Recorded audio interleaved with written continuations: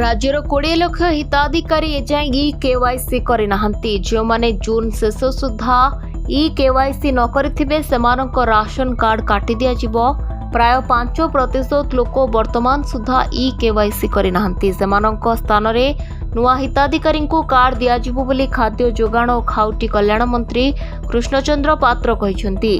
लोकसेवा भवन ठारे गुरुवार गणमाध्यम को प्रतिक्रिया दे मंत्री पात्र कहिसेंती राज्य में 13 वर्ष धरी नुआ राशन कार्ड दिया जाय नथिला। राज्य में बीजेपी सरकार आसवा परे 17 लाख नुआ आवेदनकारी राशन कार्ड पर आवेदन करथिले। एही लोकमानंक मध्यरु किए 4 वर्ष आउ केही 7 वर्ष हेबा आवेदन करथिले।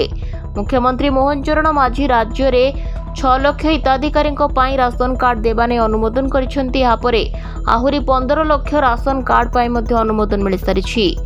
केवाईसी व्यवस्था जोरदार चली। 95% लोक राज्यरू केवाईसी कर सारे आ 5% लोकंकर केवाईसी हो पारि नाही। राज्यर प्राय 22 लाख लोक एजाएं केवाईसी करना। जून सुधा केवाईसी प्रक्रिया शेष होपरे आहुरी 20 लाख लोक बलिजिबे। तेबे सेगुड़ी को राज्य सरकार रद्द करदेवे। जो 20 लाख लोकों राशन कार्ड रद्द कराजिबो सही जगार आउ नुआ लोकों को दियाजिबो बोली मंत्री पात्र कहिसेंती।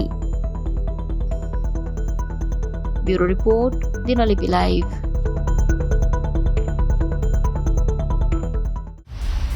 दिनलिपि लाइव को एबे ही लाइक शेयर सब्सक्राइब करंतु।